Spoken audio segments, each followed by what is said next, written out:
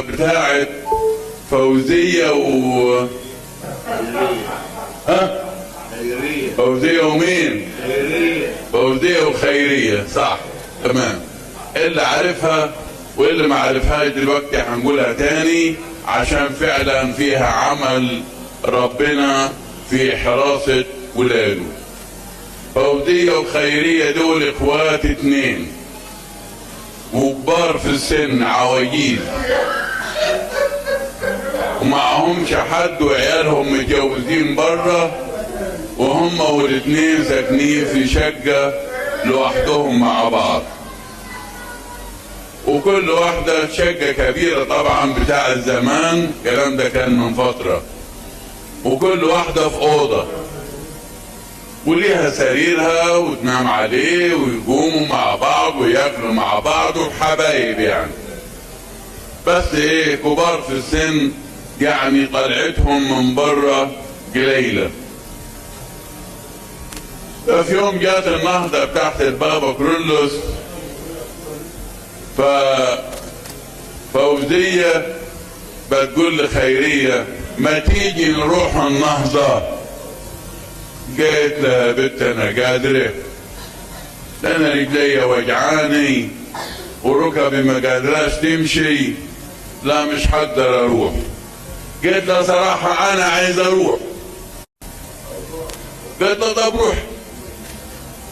طب ايه اسيبك لوحدك؟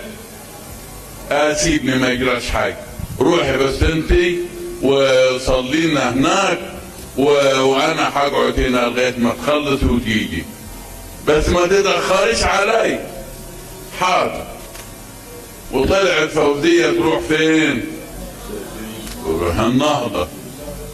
وجات وحضرت النهضه، هي بتتعكز، ولقيت لها حد كده شباب يشدها لغايه ما وصلت الكنيسه، وقعدت وحضرت رفع البخور والدوره والصلاة والمعجزات، ويعني ايه زيكم كده في القعدة بتاعتكم دي لغاية ما خلصت، وطلعت ترجع عشان ايه تروح تشوف مين؟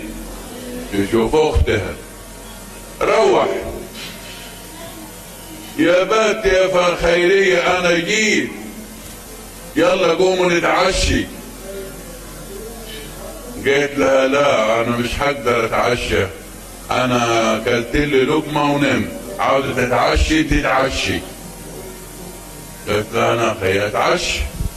المهم اكلت لها لقمه ودخلت اوضتها الثانيه ونامت. كل واحده نايمه فين؟ في اوضه.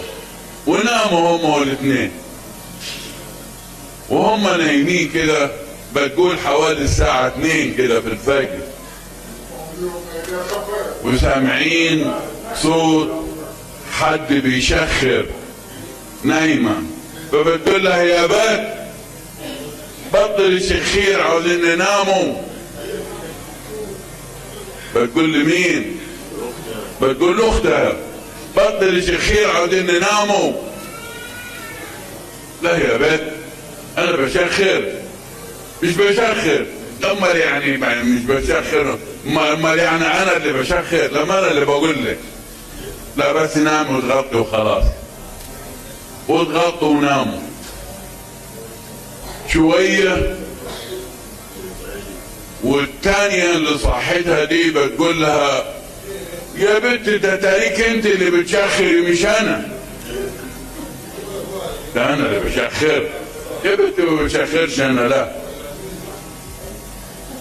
شخر مش ايه الحكايه؟ وخش بس نامي. دخلوا يناموا. فلما ناموا سمعوا الشخير تاني، فواحده قامت بهدوء تروح تشوف الشخير ده، واللي عشان هي كل ما تروح لها تقول لها مش انا. فراحت لها اوضتها لقيتها نايمه عادي ومش بتشخر، وصوت الشخير موجود، واختها ايه نايمه مش بتشخر. الله، امال مين اللي بيشخر؟ انا ديني صاحية واختي نايمة قدامي ونايمة في هدوء. امال صوت الشخير ده جاي منين؟ الله، صحتها يا بات، ده انا سامعة صوت الشخير وانا ديني صاحية وانت صاحية. سامعة يا بات؟ قلت لا ايوه سامعة. امال ايه ده؟ انا عارفة.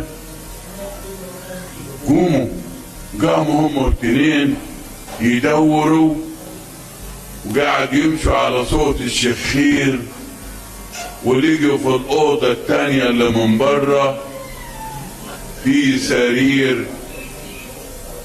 والشخير جاي منين؟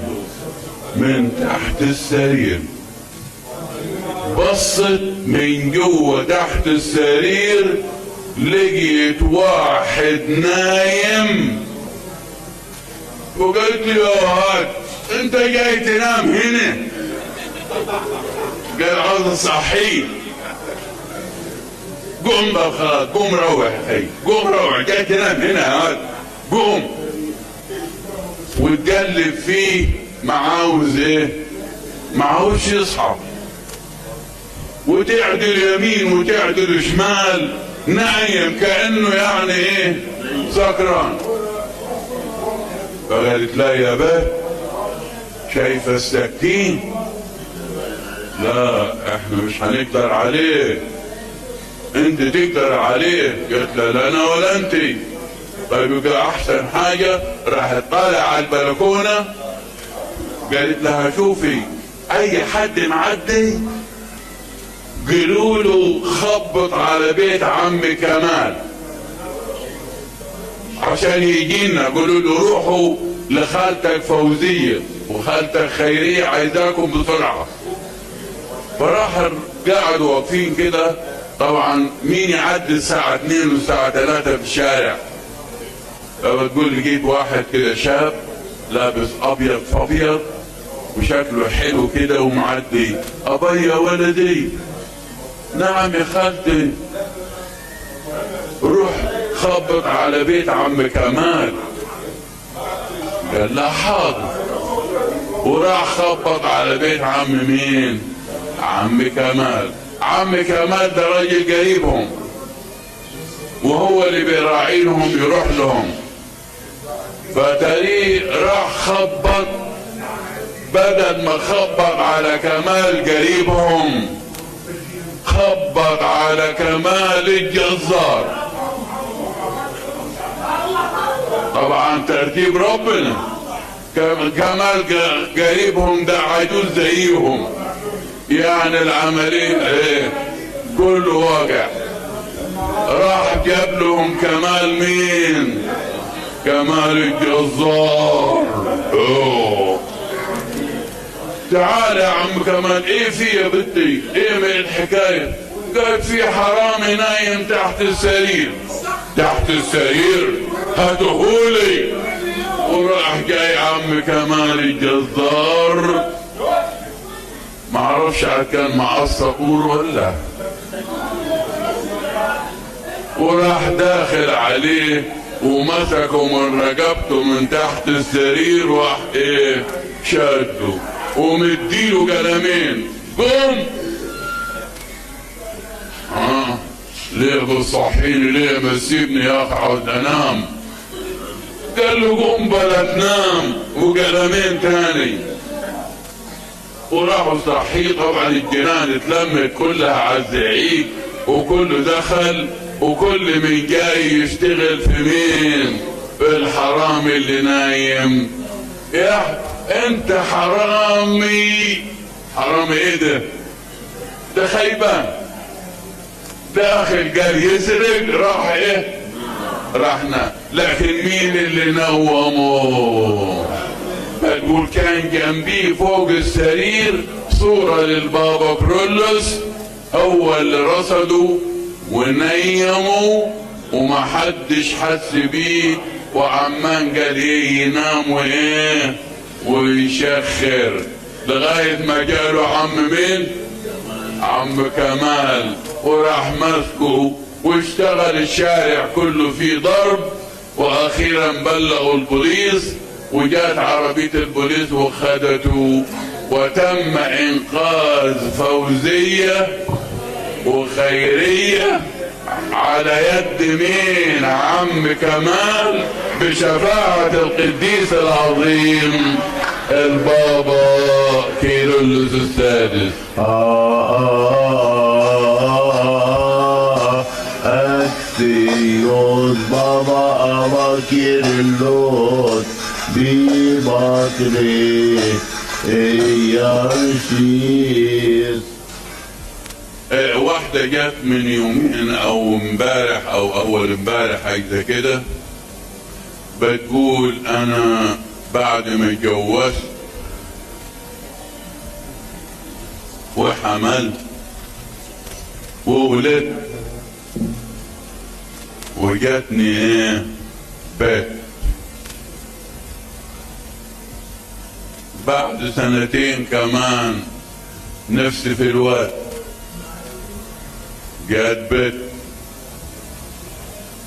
نفسي في الوقت جات بيت، كان بيت كده 3 عاد كفاية كده عاوزين الوقت، برضو راحت جات الايه 4 وقالت له طب ايه يعني معقول هخلي البنات من غير وقت؟ برضو وراك مش هسيبك. وبتقول انا جيت في اخر مرة بعد ال4 بنات، جيت حضرت النهضة هنا وباركت الفرجية وسمعت معجزات البابا كرولوس، وطلبت منه قلت له يا بابا كرولوس لو المرة الجاية دي النمرة كام كده؟ نمرة 5، يعني تبقى العملية خراب بيوت، 5 بنات. بتقول له ليك الخاتم الذهب الكبير اللي في يدي ده ليك يا بابا كرولوس، لو انت فرحتني وتجرأت. طبعا في ناس بتخاف، لك لا يا عمي احسن تيجي الثانية تيجي الثالثة ودي جايبة 4. وبرضو وربنا فعلا سمع كلامها وبركت البابا كرولوس وبركة حضور الفراجية والنهضة، ونظرت الخاتم ولفت الايام وحبلت وراحت للدكتور الحقني يا دكتور شوف ايه فيه. قال لها لسه الشهر الاول ما ينفعش، الشهر الثاني ما ينفعش، لغاية الشهر الخامس وعملت السونار وجاء كيرلس بركة القديس العظيم البابا كيرلس السادس. أكسيوس بابا كيرلس ببطري يرشيس. المعجزة دي جاية من قفط. بيقول المعلم إبراهيم روماني، اللي لو حد من قفط يعرف، ده معلم كنيسة ماريجرجس في قفط اسمه المعلم إبراهيم. بيقول من حوالي 7 شهور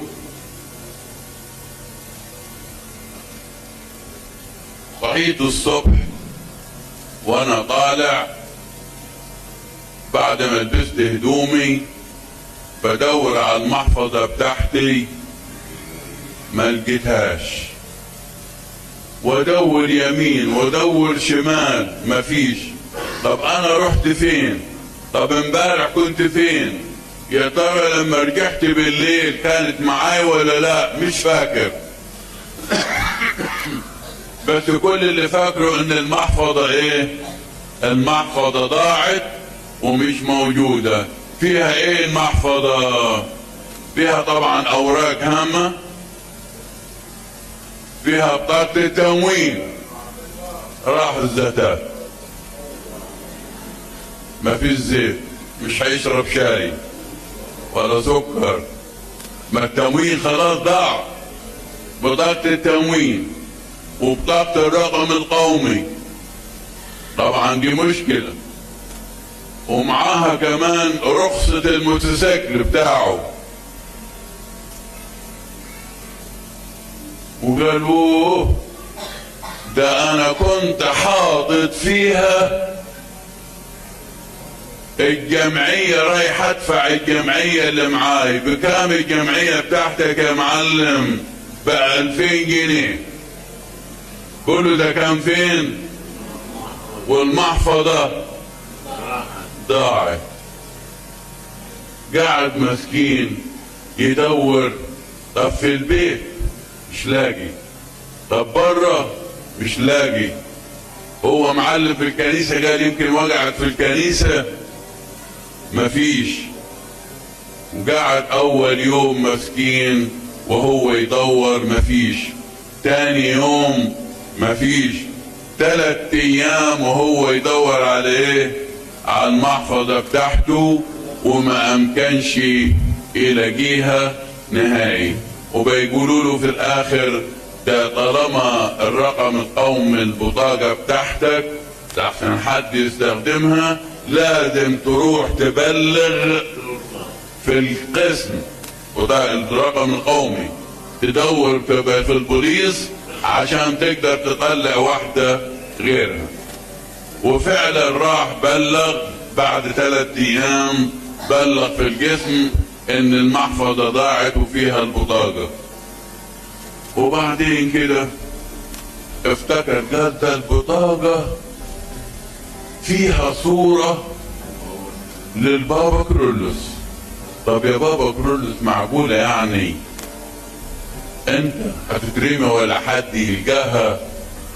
ولو واحد حتى غريب هياخد اللي فيها الصورة، طبعا مش هيهتم بيها ويرميها في الارض. طب فكرني يا بابا كرولوس، طب شوف يا بابا كرولوس هتعمل معايا ايه؟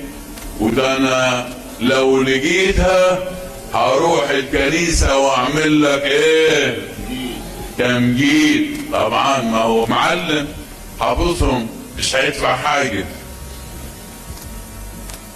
بتعمل تمجيد يا معلم؟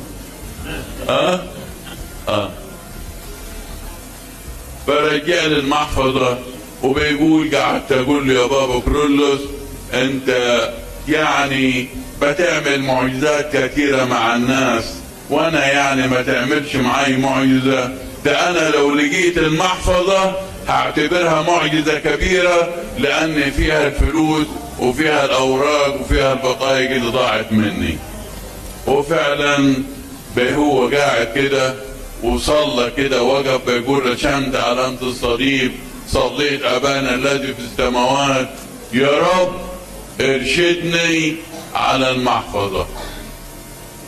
وقام يدور في البيت تاني. هو دور كام يوم في البيت؟ 3 ايام. قال هدور تاني. قاعد كده يفكر وبعد كده في كرتونة فيها اللعب بتاعت العيال، قال ادور فيها وخلاص. وراح مطلع الكرتونة وقعد يدور فيها، ويلاقي المحفظة موجودة في وسط لعب الأطفال بتاعته. ولقي المحفظة، وطبعا أكيد كاملة بما فيها، لأن بيته ما طلعتش. ووجد المحفظة بعد 3 أيام، لغاية ما ربنا كرمه ببركة القديس العظيم البابا كيرلس الثالث. الثيوس بابا أبا كيرلس ببطري يا رشيد. زيت البابا كرولوس، زيت البابا كرولوس بيعمل معجزات. واحنا قلنا قبل كده ونقول تاني ان الزيت ده زيت زيتون اصلي نظيف، الناس بتجيبه تبرعات. وما مش بيكفي بنشتري طبعا. الناس بتجيبه وبناخدوه طول السنة ونحطه تحت مسبح البابا كرولوس، ولما يجي الموسم بعد ما حضر الصلوات والقداسات بنحط له حنوط ويتعبى في الزجاجات وبيتوزع وبيعمل حاجات حلوة. تعال نشوف عملية زيت البابا كرولوس. لو انتوا فاكرين كده من فترة كان في كشف طبي على فيروس سي من الحكومة، سمياه هنا كشف السيسي. كان بيلف على البيوت وفي المستشفيات وفي الوحدات، اكيد كله مر عليه الموضوع ده. ففي واحد بيقول يعني كل ما يقولوا لي روح اكشف اقوم يا راجل اكشف، يعني انا ما ديني رايح شغلي وجاي من شغلي ما فيش مشاكل. لغاية ما كل ما يسألوه يقول لا ما رحتش. وطبعا كان المفروض كله لازم يروح يشوف ايه فيه، وكان الكشف مجاني. لو انتوا فاكرين يشكر السيسي وتشكر الحكومة ووزارة الصحة اللي جايين بالواجب الحلو ده. واخيرا يعني بقت مراته وعياله يحاولوا معاه لغاية ما راح الوحدة عشان يعمل الكشف. خدوا من العين بيقيسوا له مع كشف الفيروس، بياخدوا العينة ويكشفوها ويحللوا له معاها، يحللوا سكر ويقيسوا. فاكرين الكلام ده؟ تمام. المهم هو طبعا هو رايح عشان فيروس سي، فندهوا عليه خد يا عمي تعال. قال ايه في فيروس سي؟ قال لا احنا لسه فيروس سي ده بناخده ولسه بيروح يتحلل وهنبعت لك الرد. احنا اللي عملناه دلوقتي قسنا الضغط وقسنا ايه السكر. عندك سكر 280. انا عندي سكر؟ لا ما عنديش. براحتك، احنا دلوقتي عاملين لك التحاليل، عندك السكر عالي، نحب نكتب لك روشتة. قال لا يا عمي اكتب روشتة، انا هروح للدكتور اشوف ايه الحكاية. فراح فعلا بعد ما قاسوله 280 وادوله ورقة ان السكر كذا والضغط كذا، فكشف راحوا ناسه حجزوا له عند الدكتور تاني يوم. فقبل ما يروح جوله اخواته، كان ايامها زي كده، كان ايام النهضة السنة اللي فاتت، ايام النهضة.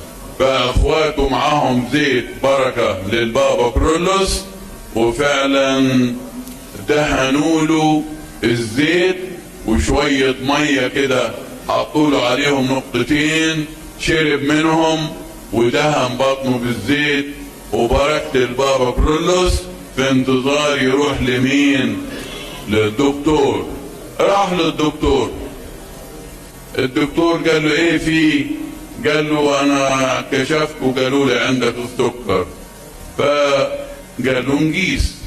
قاس السكر، قال له لا سكرك سليم. ازاي ده امبارح ومعاي الورقه اهو. قال ما اعرفش. طب انت ايه خدت اي علاج يعني نزل السكر؟ قال انا اللي خدته زيت بتاع البابا كرولوس. قال يا عمي يعني هو زيت البابا كرولوس دي حاجه هينه؟ دي بركه زيت البابا كرولوس. بس عموما غيب يومين وتعالى تاني، يمكن يكون حاليا كده واطي شوية لوحده. غاب يومين ورجع للدكتور وعمل له تحاليل السكر، طلع السكر مظبوط ببركة زيت القديس العظيم البابا كيرلس السادس.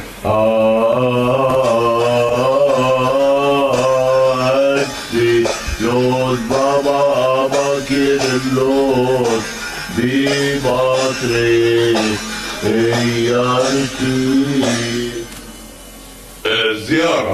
زيارة منزلية، زيارة البابا كيرلس في البيت. الراجل بيقول أنا كنت في البيت تعبان، وفي ليلة صحيت متألم جدا، بطني وجعاني، ألم شديد في جنبي، ما فيش أي مسكنات. طلبوا له الإسعاف بالليل، وراح مستشفى القنا العام وضربوا له حقنة مسكنة وتريح شوية يعني. وبعد كده بعد شوية قام عليه تاني الألم، راح كشف عند الدكتور، قالوا له معلش انت حاليا عندك فتاق. مين فتقه؟ ما عرف حد فتق الراجل. هو مين اللي بيفتق التاني؟ الراجل يفتق المرأة ولا المرأة اللي بتفتق الراجل؟ المهم طلع راجل اهو، الراجل مفتوق، يبقى مين اللي فتقه؟ يا ستات، حرام عليكم. الراجل قالوا افتاق، وبعد كده طبعا بعد الفتاق كان متألم جدا، وراح للدكتور قال له لازم تعمل العملية عشان الفتاق بتاعك مختنق وممكن يسبب لك حاجات صعبة. فبيقول في يوم وانا متألم وبالليل ونايم تعبان كده، بعد ما صليت ونمت ظهر لي قداسة البابا كيرلس السادس في البيت حوالي الساعة 12 بالليل. وبعد ما صليت وطلبت شفاعته لقيت نور شديد عندي في الأوضة اللي أنا نايم فيها، وكلمني البابا بنفسه بيقول له مالك ليه متضايق وزعلان؟ قال له عندي فتاق يا سيدنا، فتقوني الجماعة دول أنا تعبان. قال له وريني الفتاق، وبيقول حط ايده على رأسه وبقي ماشي من بإيده من الرأس لتحت لبطنه لغاية مكان الفتاق، وحط له ايده عليها. وبيقول نمت بعد كده صحيت لقيت الفتاق مش موجود والألم راح، وبركة القديس العظيم البابا كيرلس السادس. أكسيوس بابا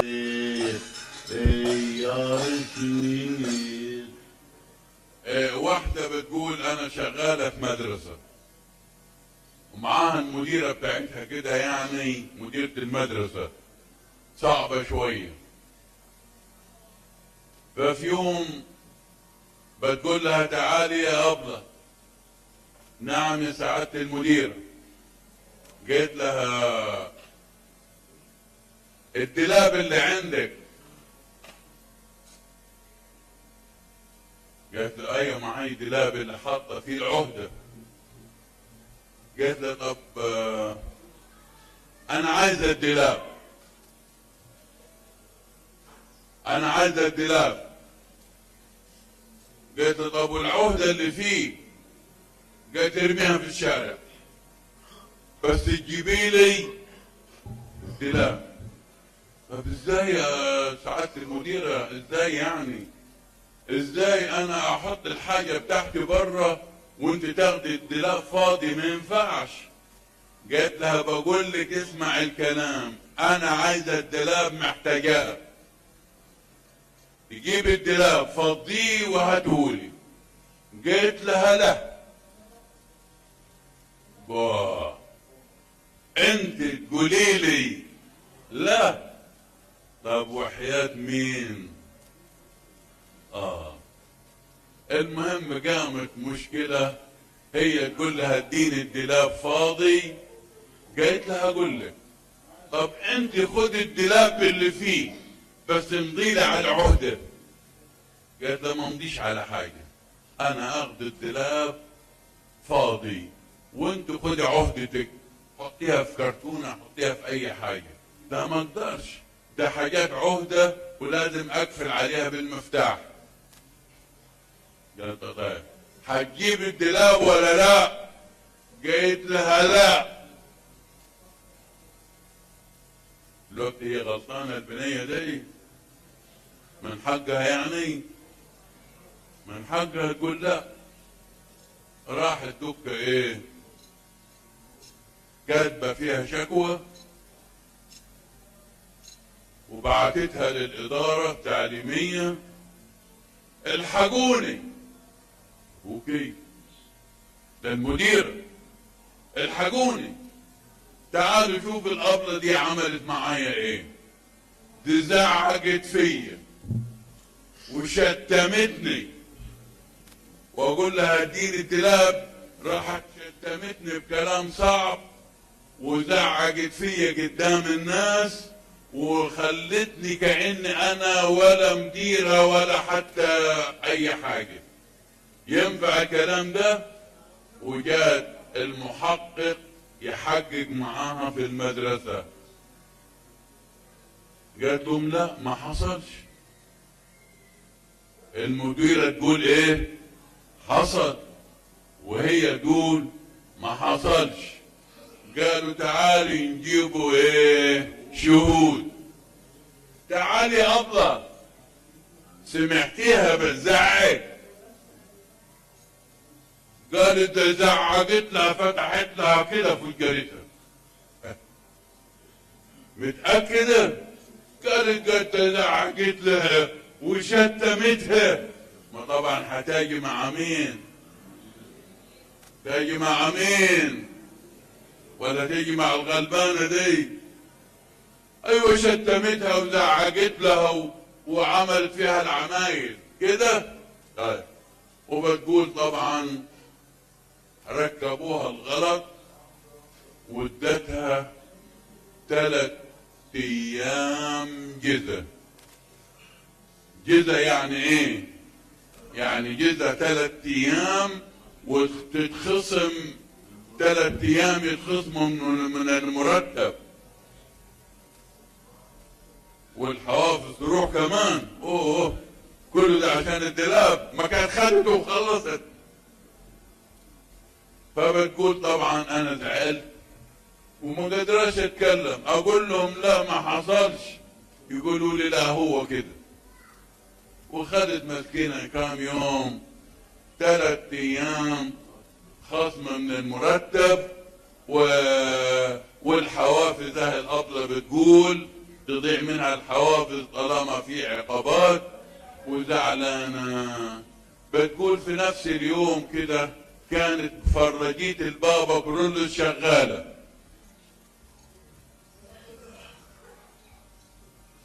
والبابا كرولوس هيشتغل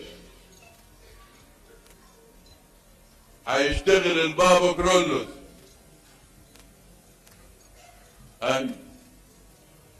هيشتغل. فبقول كنت هنا جيت في اليوم ده كانت النهضة شغالة، وجيت حضرت الكنيسة وحضرت الصلاة وسمعت المعجزات.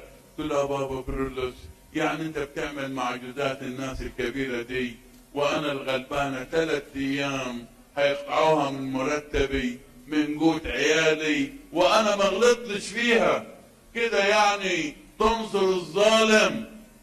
ابي يا بابا كرولوس اوقف معاي.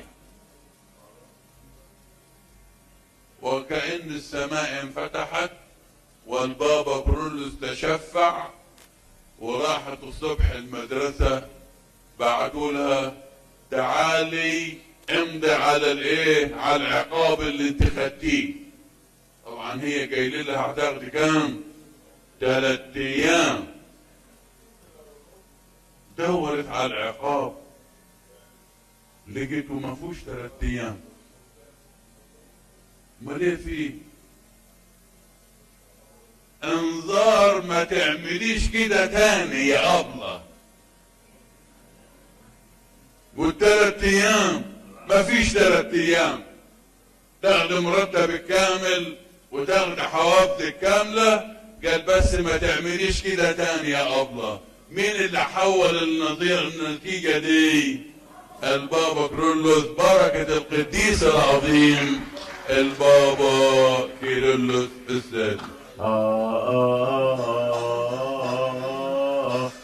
Axios Baba Kirillos Bibatri Yarshil. شقاوة العيال الصغيرة. الولد شنودة في سنة تانية ابتدائي، وفي المدرسة ولا في الكنيسة باين ولا ايه، العيال بتلعب مع بعض، بيلعبوا مع بعض عادي، كل العيال بتلعب مع بعض. بس للأسف اتشاقوا زيادة شوية، فعيل راح مسك طوبة زلطة كده كبيرة وبيرميها على شنودة، وتجيله فين؟ في عينه الشمال، في عينه من جوه. الدم نزل، العين فتحت والدم بيجي يشر تحت. الحقوا امه وابوه، جاوا بسرعه وخدوه، طلعوا بيه على المستشفى عشان يكشفوا له. راحت الدكتوره اللي هناك قالت لها العلاج صعب، ده ولدك عنده قطع في القرنية وعنده انفجار في قاع العين، والدم كده نزف. فصراحة العين دي راحت. عموما بسرعة من عشية تسافري على القاهرة وتشوفي تروحي مستشفى القصر العيني. وفعلا بسرعة خدوا عربية والواد بينزف من عينه وربطنها له وخلاص. يعني طبعا ما طمنهمش، قطع في القرنية وانفجار في قاع العين، ايه اصعب من كده تاني في العين؟ وراحوا على هناك على المستشفى. لما شافوا حالته صعبة بسرعة كده دخلوه وعملوا له فحوصات طبية وجهزوا له. قالوا له ولدك محتاج عملية سريعة جدا في نفس اليوم، رغم ان اي حد يقول له بستنى بكرة، بعد اسبوع، بعد شهر، لكن هنا عشان كانت الحالة خطيرة قالوا له دلوقتي هيدخل غرفة العمليات.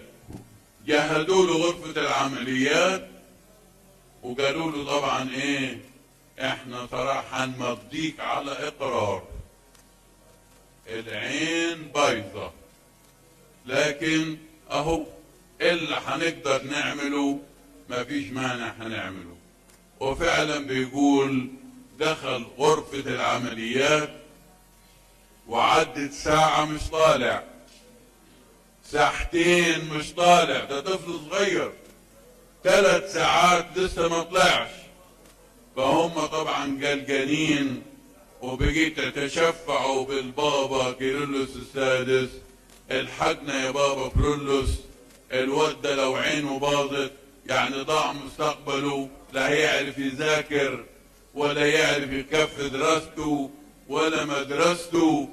يعني اقف معاه وشوف ايه اللي هنعمل، وليك نذر كبير حلو كده، وبيقول نذرنا نذر مبلغ من المال للبابا كرولوس لو نجحت العملية ورجعنا بالولد. وفعلا دخل العملية، قعد 3 ساعات ونص لغاية ما طلع. ايوه يا دكتور، ايه فيه؟ ان شاء الله خير. قال احنا ما نعرفش، احنا عملنا كل حاجة وربطنا العين ومش هتقدروا تفكوها الا بعد شهر. بعد ما تفكوها هنشوف يا شافت يا خابت يا مش عارف ايه. جايين مساكين طبعا، ورجعوا على بلدهم وجوا هنا يصلوا، وهم هنا يعني من قدام كنيسة ست دميانة بيجي يتشفعوا، واترفعت صلوات حقيقي كثيرة من أجل الولد الصغير ده، من أجل عينه خسارة. صلوات كثيرة في الكنيسة من أجله. وربنا عدت الأيام، يوم واثنين وثلاثة، والناس تسأل لسه ما فكناش لسه ما فكناش، لغاية ما كمل الرقم بتاعه. سافروا القاهرة وفتحوا العين، وعزب العين شايف يا واد كم دول؟ 2. كم دول؟ 4. يعني شايف؟ قال شايف كويس. ودي لونه ايه؟ احمر، وده لونه ايه؟ اصفر. ورجع بالسلامة، وتمت نتيجة العين ببركة القديس العظيم البابا كيرلس الثالث. على فكرة المعجزة دي تحت عينينا، لأن هنا من الكنيسة وكنا متابعينهم. يعني دي حاجة حقيقية فعلا. العين زي ما بيقولوا هنا كان فيها ايه؟ العين فيها قطع في القرنية. القرنية دي اللي جوه، ده قبل القرنية في شبكية، وقبل الشبكية العين المية الزرقاء والمية البيضاء والحاجات الصغيرة دي. انما ده في القرنية مع انفجار في قاع العين، والدم اللي نزل طبعا شاهد ان كانت العملية دي كبيرة. بركة القديس العظيم البابا كيرلس الثالث.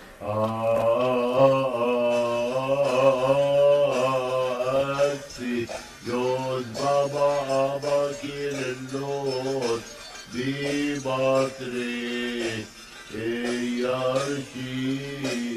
اخر حاجة نقولها برضو، كانت في حاجة ضايعة ونشوف ايه اللي تم فيها. الاستاذ فلان الفلاني مدرس ومجهز اوراقه، رايح التربية والتعليم عند التوجيه بتاعه، موجه ومعاه اوراق رسمية هامة رايح يوديها. هو مدرس يعني، وراح يقابل الموجه بتاعه ويوديله الاوراق دي. وحط الاوراق كلها اوراق هامة اساسية، حطتها في الدوسيه، وراح التربية والتعليم. راح هناك دخل يقابل الموجه، ما لقوهوش. خد ورقاته ايه ورجع. قال بدل ما اروح يمكن يجي بعد شويه. فقال انا هروح الكنيسه. جاء الكنيسه هنا وجاء وصلى وركع وطلب من ربنا يبارك له ويكون معاه، وخد قعدته بالكنيسه وايه وجاء. وهو طالع من باب الكنيسه، امال فين الورقات اللي معاي؟ يدور عليهم ما فيش الدوسيه مش قاعد. طب انا نسيته بالكنيسة؟ مش عارف. طب يكون نسيته في المكتب بتاع التوجيه لما ما لقيتش الراجل؟ مش عارف. دور في الكنيسة؟ مفيش. دور في التوجيه هناك على المكاتب اللي راحها؟ مفيش. فقاعد محتار، قال اروح الكنيسة تاني. راح الكنيسة وقاعد يدور في المكان اللي كان قاعد فيه، ما لقاهاش. ويلطم ورقاتي، ده ورق اساسي ما عرفش اطلع تاني زيه، كلها دي اوراق رسمية اصلية ما عرفش اجيب غيرها. وقاعد مسكين قال اروح التوجيه تاني، قاعد يدور على السلالم ويدور في المكاتب، المكاتب اللي راحها برضه ما فيش. قال احسن حاجة هقعد الف في الشوارع.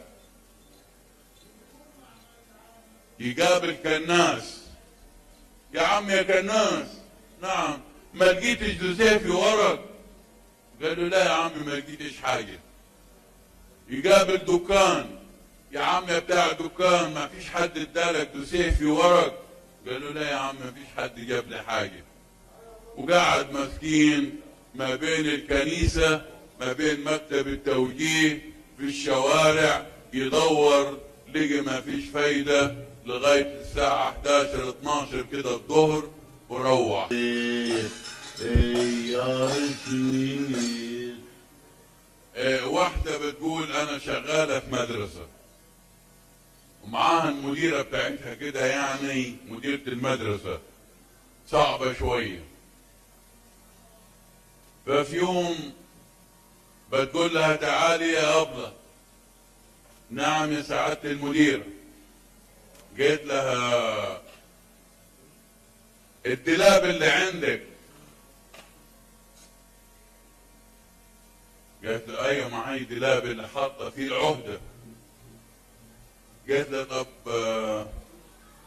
انا عايزه الدولاب،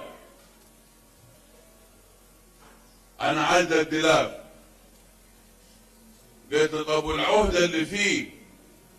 قالت ارميها في الشارع بس تجيبي لي الدولاب. طب ازاي يا سعاده المديره؟ ازاي يعني؟ ازاي انا احط الحاجه بتاعتي بره وانت تاخدي الدولاب فاضي؟ ما ينفعش. قالت لها بقول لك اسمع الكلام، انا عايزه الدولاب محتاجاه.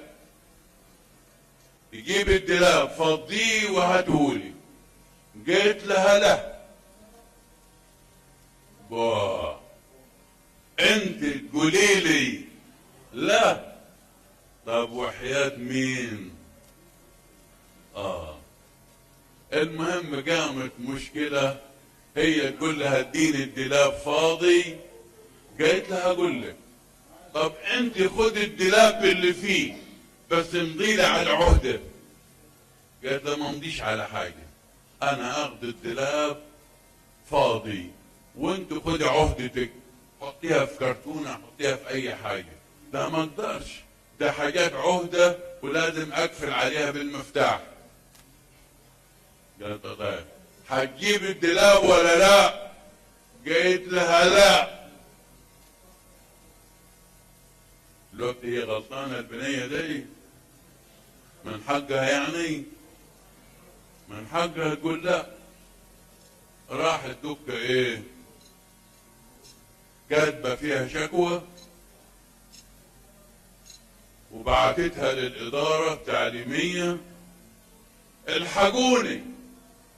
وكيف؟ ده المدير، الحقوني تعالوا شوف الأبلة دي عملت معايا ايه. دي زعقت فيا وشتمتني واقول لها اديني الدولاب، راحت شتمتني بكلام صعب وزعقت فيا قدام الناس وخلتني كأني انا ولا مديرة ولا حتى اي حاجة. ينفع الكلام ده؟ وجات المحقق يحقق معاها في المدرسة. قالت لهم لا ما حصلش. المديرة تقول ايه حصل، وهي تقول ما حصلش. قالوا تعالي نجيبوا ايه شهود. تعالي أبلة سمعتيها بتزعق؟ قالت زعقت لها فتحت لها كده في الجريدة. متأكدة؟ قالت زعقت لها وشتمتها. ما طبعا هتاجي مع مين؟ تاجي مع مين؟ ولا تيجي مع الغلبانة دي؟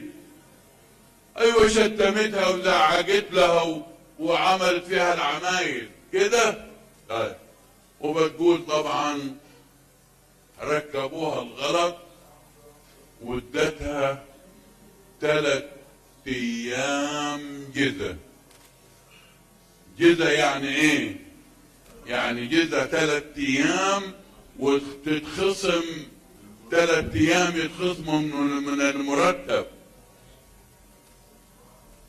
والحوافز تروح كمان. اوه كل ده عشان الدلاب، ما كان خدته وخلصت.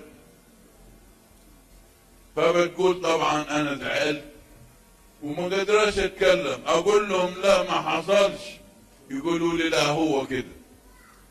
وخدت مسكينة كام يوم 3 أيام خصم من المرتب والحوافز. اهي الأبلة بتقول تضيع منها الحوافز طالما في عقابات وزعلانة. بتقول في نفس اليوم كده كانت فرجية البابا كرولوس شغالة.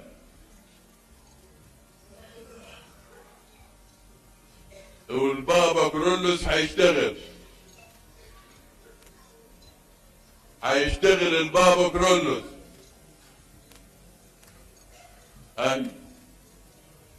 هيشتغل. فبقول كنت هنا جيت في اليوم ده كانت النهضة شغالة، وجيت حضرت الكنيسة وحضرت الصلاة وسمعت المعجزات. قلت له يا بابا كرولوس يعني انت بتعمل معجزات الناس الكبيرة دي وانا الغلبانة 3 أيام هيقطعوها من مرتبي من قوت عيالي وانا ما غلطتش فيها كده، يعني تنصر الظالم؟ ابا يا بابا كرولوس اوقف معاي. وكأن السماء انفتحت والبابا كرولوس تشفع، وراحت الصبح المدرسة بعتوا لها تعالي امضي على الايه، على العقاب اللي انت خدتيه. طبعا هي قايله لها هتاخدي كام؟ 3 أيام. دورت على العقاب لقيته ما فيهوش 3 أيام. امال ايه فيه؟ انذار ما تعمليش كده تاني يا أبلة.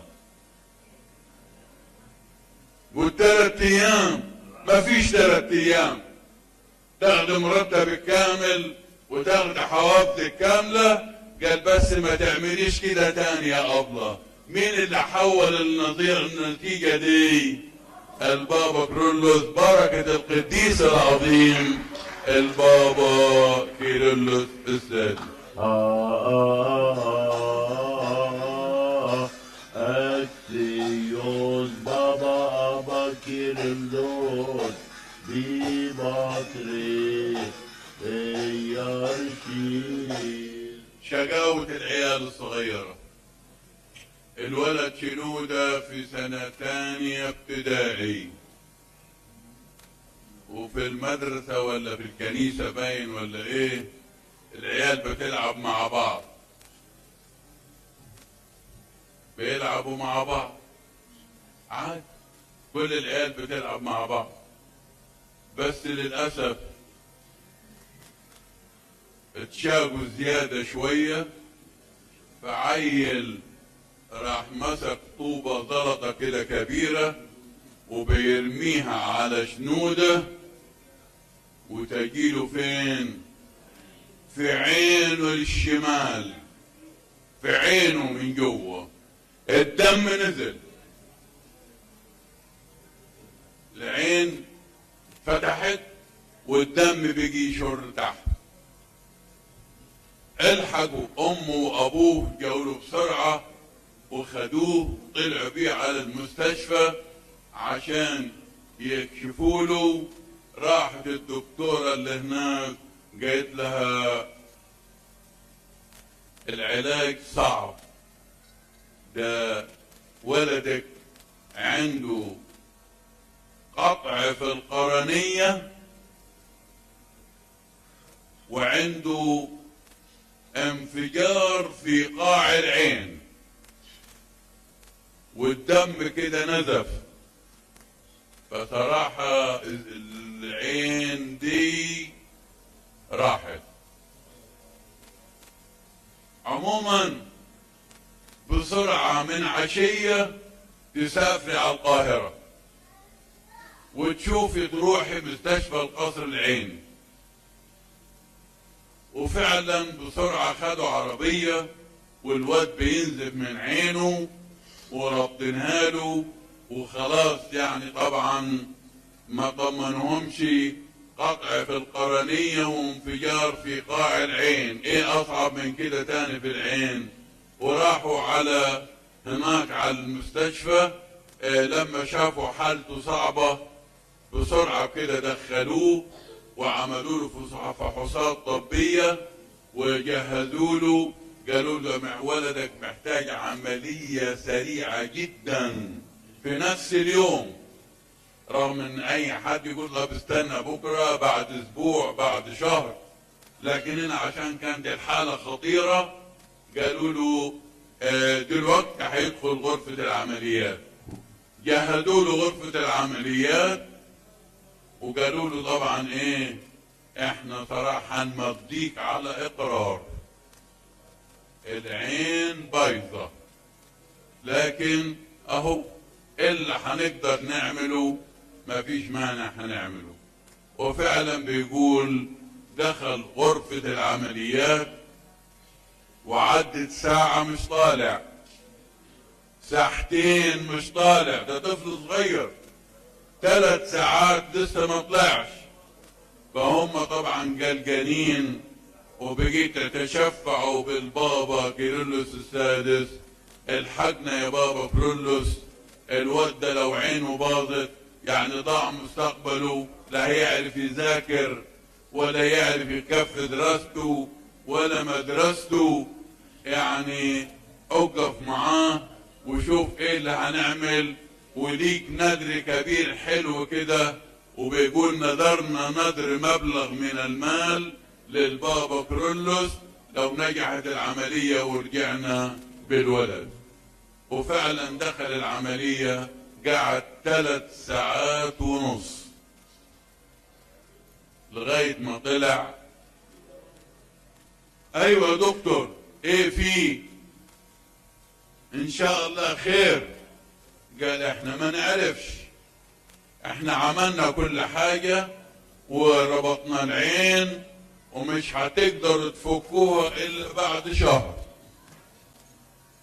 بعد ما تفكوها هنشوف يا شافت يا خابت يا مش عارف ايه.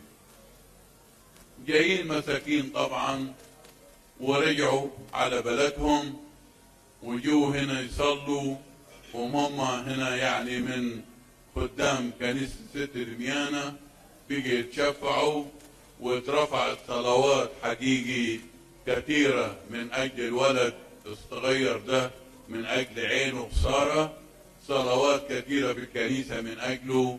وربنا عدت الأيام، يوم واثنين وثلاثة، والناس تسأل لسه ما فكناش لسه ما فكناش، لغاية ما كمل الرقم بتاعه.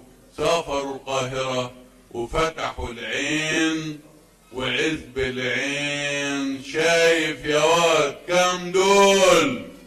2. كم دول؟ 4. يعني شايف؟ قال شايف. شايف كويس؟ ودي لونه ايه احمر، وده لونه ايه اصفر، ورجع بالسلامة وتمت نتيجة العين ببركة القديس العظيم البابا كيرلس الثالث. على فكرة المعجزة دي تحت عينينا لأن هنا من الكنيسة وكنا متابعينهم، يعني دي حاجة حقيقية فعلا. العين زي ما بيقولوا هنا كان فيها ايه، العين فيها قطع في القرنية، القرنية دي اللي جوه، ده قبل القرنية في شبكية، وقبل الشبكية العين المية الزرقاء والمية البيضاء والحاجات الصغيرة دي. انما ده في القرنية مع انفجار في قاع العين، والدم اللي نزل طبعا شاهد ان كانت العملية دي كبيرة. بركة القديس العظيم البابا كيرلس الثالث.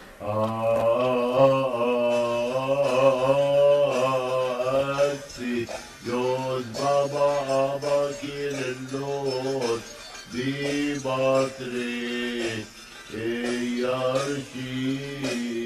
اخر حاجة نقولها برضو كانت في حاجة ضايعة ونشوف ايه اللي تم فيها.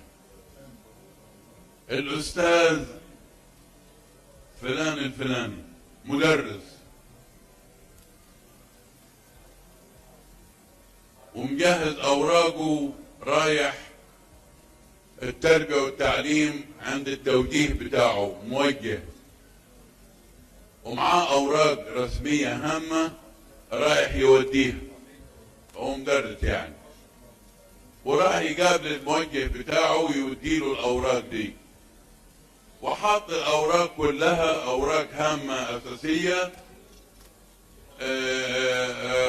حطتها في الدوسيه وراح التربية والتعليم.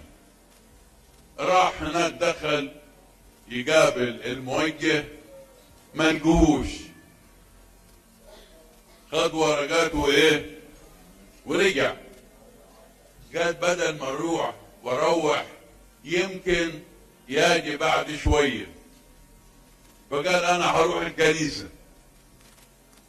جاء الكنيسه هنا وجاء وصلى وركع وطلب من ربنا يبارك له ويكون معاه، وخد قعدته بالكنيسه وايه وهو طالع من باب الكنيسه امال فين الورقات اللي معاي؟ يدور عليهم مفيش، الدوسيه مش قاعد. طب انا نسيته بالكنيسه مش عارف، طب يكون نسيته في المكتب بتاع التوجيه لما ما لقيتش الراجل مش عارف، دور في الكنيسه مفيش، دور في التوجيه هناك على المكاتب اللي راحها مفيش، فقاعد محتار، قال اروح الكنيسة تاني. راح الكنيسة وقاعد يدور في المكان اللي كان قاعد فيه ما لقاهاش، ويطلب ورقاتي، ده ورق اساسي ما عرفش اطلع تاني زيه، كلها دي اوراق رسمية اصلية ما عرفش اجيب غيرها، وقاعد مسكين قال اروح التوجيه تاني، قاعد يدور على السلالم ويدور في المكاتب اللي راحها برضه مفيش. قال احسن حاجة هقعد الف في الشوارع، يقابل كناس، يا عم يا كناس، نعم ما لقيتش دوسيه في ورق؟ قال له لا يا عم ما لقيتش حاجة. يقابل دكان، يا عم يا بتاع الدكان ما فيش حد ادالك دوسيه في ورق؟ قال له لا يا عم ما فيش حد جاب لي حاجة. وقعد مسكين ما بين الكنيسة ما بين مكتب التوجيه في الشوارع يدور، لقي ما فيش فايدة لغاية الساعة 11 12 كده الظهر، وروح طبعا ايه فرحان ولا حزين؟ حزين قوي. مامته في البيت مالك يا ولد زعلان ليه؟ ايه فيه؟ قال لي يا ماما الدسيه ضاع ومش هعرف اطلع زيه وراحت. طب فين يا حبيبي؟ قال لها كنت في الكنيسة وكنت في التوجيه وكنت في الشوارع، دورت ما لقيتش. خلاص الواحد متضايق وتعب من كتر المشي، وانا مشيت كتير من هنا لهنا لهنا ودورت ما لقيتش. اقول لك ايه، تعبان تعبت هخش انام. خدي عشان حتى الموبايل ما يصحنيش، خلي الموبايل عندك وانا داخل اريح شوي. ودخل مسكين وهو متضايق وحزين على الورقات اللي ضاعوا. نام له كده بتاع نص ساعة وبيقول سمعت امي بتتكلم في التليفون بتقول اهلا يا سعادة الباشا. باشا؟ يا بنت بتتكلم مع مين؟ باشا مين اللي بتتكلم معاه؟ قام ايه في مين الباشا اللي بيحكي معاك ده؟ قلت له ده الموجه بتاعك. موجه؟ موجه ما يعرفنيش. قلت له خد هو ده. فهي بيقول لما دخل تنام هي قاعدة تصلي وتبكي بدموع وتطلب من ربنا وببركة البابا كيرلس انه يتصرف في الورقات اللي ضاعوا. اخيرا الموجه بيقول له انت الاستاذ فلان؟ قال له ايوه. قال له في ورق ضايع منك؟ قال له ايوه. فينه؟ انا بدور عليه اليوم كله بلف عليه مش لاقيه. قال له طب بس بالراحه بالراحه بالراحه. تعال في واحد لقيهم وجابهم لي. قال له طب جابهم لك، انت بتتصل بالتليفون دلوقتي على رقمي، جبت منين التليفون؟ لا تعرفني ولا اعرفك. هو موجه صح بس ما فيش تليفونات بينهم ما بين بعض. قال له بس تعال الاول بسرعه، تعال الحق، تعال خدهم. بص في الساعه لقيها الساعه كام؟ 1:30. طب 1:30 ده الموظفين قربوا يمشوا على ما يطلع من البيت ويروح هناك. المهم قال له ما تشغلش انا هستناك لغايه ما تيجي. وراح له وبص، هم دول ورقاتك؟ قال له ايوه هم دول. قال له بس عاوز افهم ازاي وصلوا لك؟ قال في واحد لقيهم ومكتوب عليهم التوجيه فجابهم لنا الراجل هنا. طب عرفت ازاي تليفوني؟ قال له انا الموجه بتاعك اول يوم اروح المدرسه بتاعتك، وانا رحت الصبح وانت ما كنتش قاعد، وخدت بيانات المدرسين وخدت الاسماء بتليفوناتهم وجبتهم معاي. فلما جيت لقيت الورقات، لقيت الورق والاسم بتاعك، قلت باين عليه هو ده الاسم هو. فشفت التليفون. يعني انا لو ما كنتش رحت النهارده ما كنتش هعرفك انت مين. وفعلا خد ورقاته وتم تسليمهم وتم العثور عليه.